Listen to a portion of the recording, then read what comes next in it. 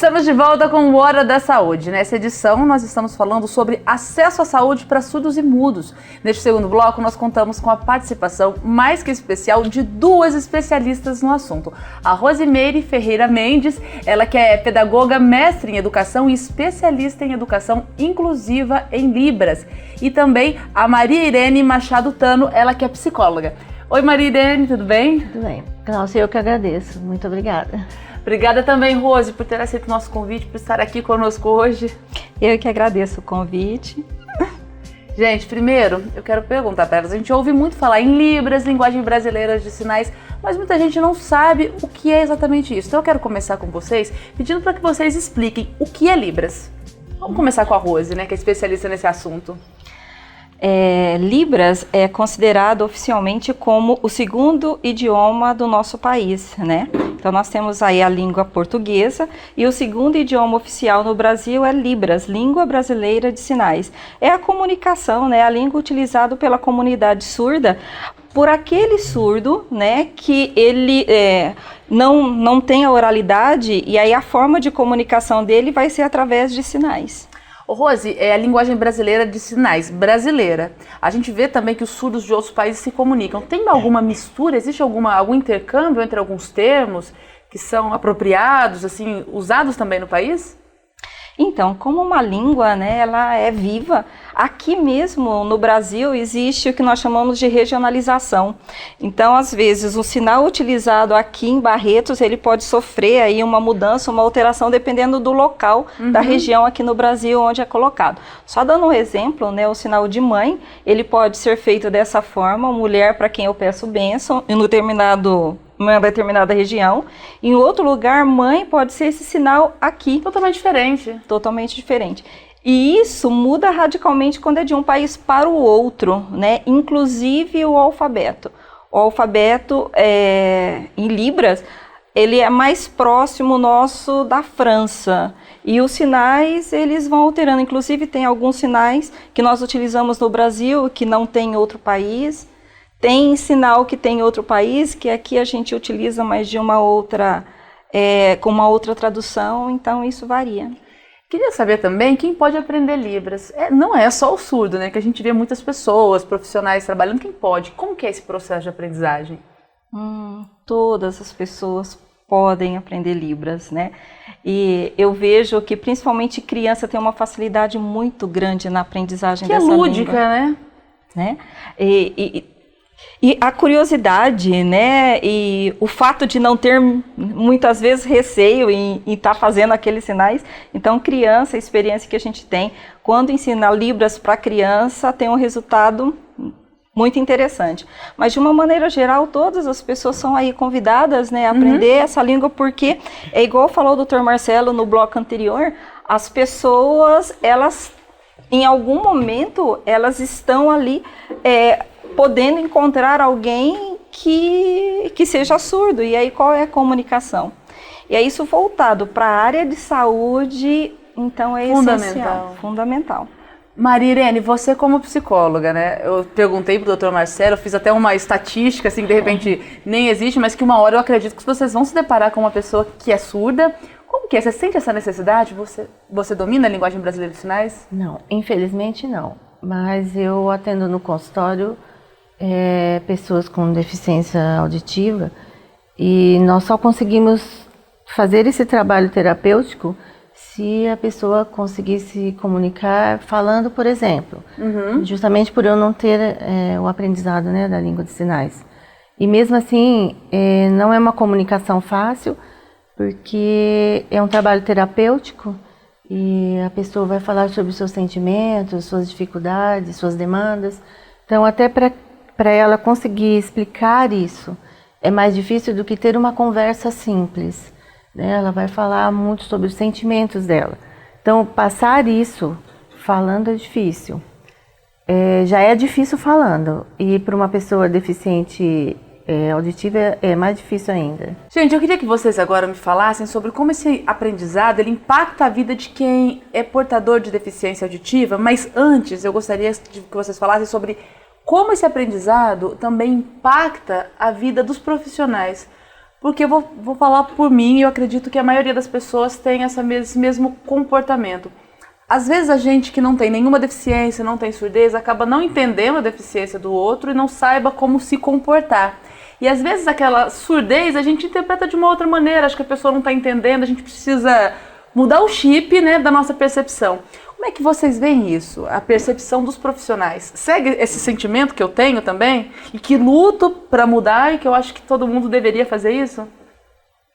Então, eu acredito que de uma maneira geral, não especificamente a pessoa com surdez, mas uma pessoa que tenha que tenha uma deficiência em si, e isso é cultural, porque se nós vermos assim, algumas décadas atrás, nós não tínhamos contato com esse público.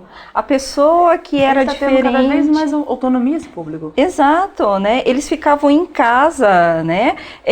Então nós não tínhamos acesso, nós não tínhamos contato, graças a Deus isso está mudando, né? Então essas pessoas estão indo para o mercado de trabalho, estão batalhando, escola, todos os direitos que todas as pessoas também têm, né?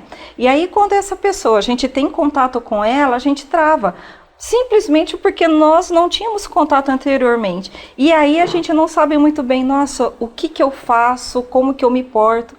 E aí uma dica para qualquer situação. A melhor pessoa para te direcionar como que vai ser esse contato é a própria pessoa, né? Ele mesmo que vai te direcionar, olha, não precisa gritar, olha, é só pegar o meu braço, não precisa me empurrar, né? Ou deixar que eu pegue no seu braço. Exato. Então, na dúvida, verifica com a pessoa, né? Se coloque em primeiro lugar à disposição de, né? Eu posso te ajudar, porque às vezes, nesse momento, ele nem está precisando, né? E aí sim pode, né? De que forma? E aí a coisa vai acontecendo naturalmente. Mas acho que o primeiro passo é essa predisposição. Você acha também, Maria Irene, que é necessário esse aprendizado? Está pensando já em aprender linguagem brasileira? Sim, muito necessário. Concordo com a Rose.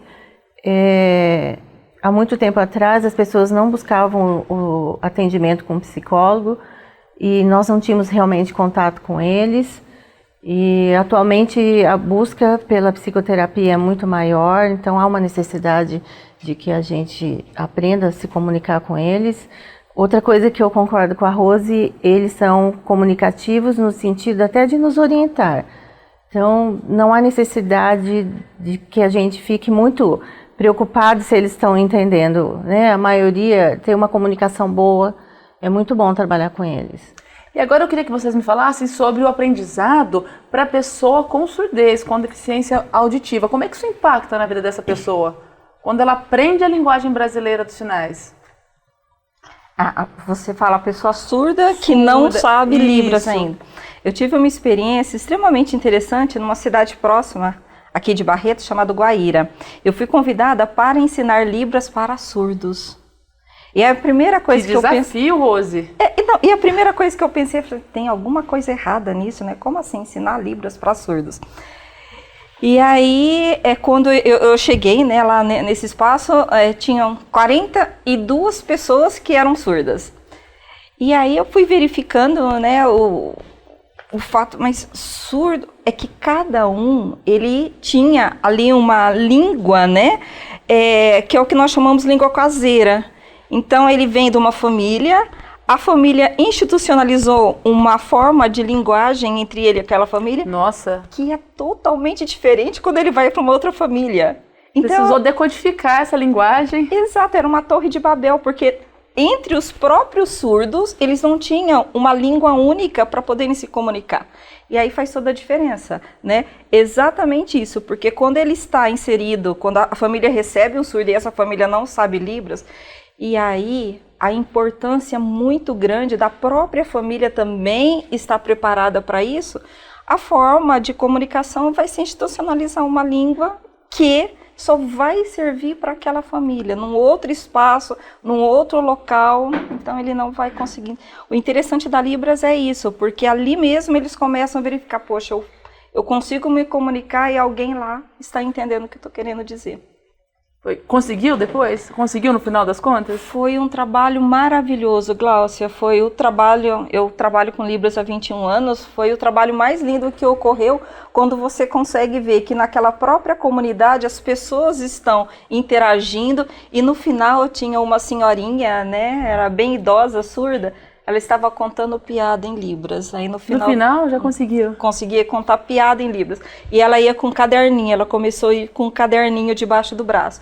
E aí eu, né, por que o caderno, né? Ela falou assim, porque agora eu quero aprender a escrever. Que legal! Gente, foi experiência. Maravilhoso. Rose, eu queria que você também, Marilene, falasse pra gente sobre justamente isso, sobre o trabalho de profissionais capacitados. Os profissionais capacitados, eles contribuem para um acesso devido à saúde dessa população? Como que é? Eu não tenho acesso à informação se tem algum psicólogo em Barretos que saiba a língua de sinais. Mas eu sei que todos nós estamos trabalhando mesmo assim.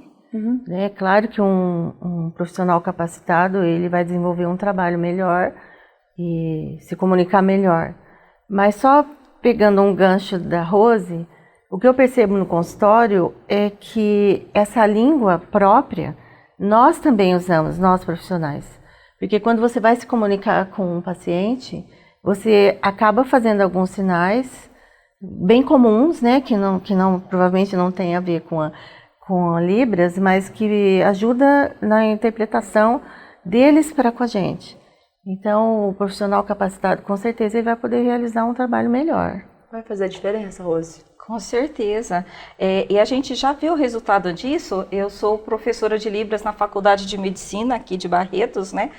E aí nós temos alunos fazendo medicina e que vão fazer a diferença lá no mercado de trabalho. Porque eles vão poder atender um paciente surdo e que não vá... A ideia é que esse paciente não tenha necessidade de levar alguém junto, né? E que exista aí esse elo entre o profissional e o paciente sem precisar ter um terceiro aí para mediar essa comunicação.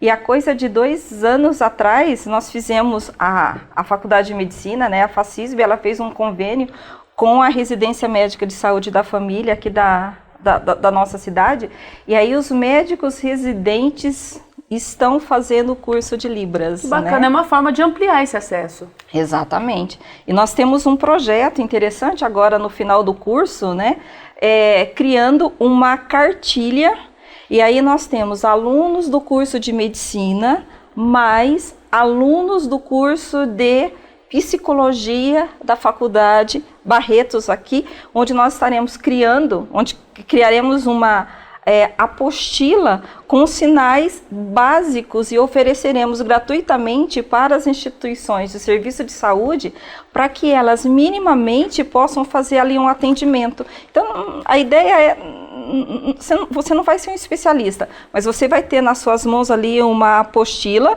né, uma cartilha que tenha sinais básicos voltados para a área de saúde para que você possa aí continuar fazendo esse atendimento. Nós tivemos a ajuda na constituição desse material de 2 residentes daqui de Barretos, nos colocando quais os sinais que a área de saúde voltado para a medicina precisa, mais o apoio da coordenadora do curso de psicologia, também nos orientando quais são os termos que a psicologia mais utiliza.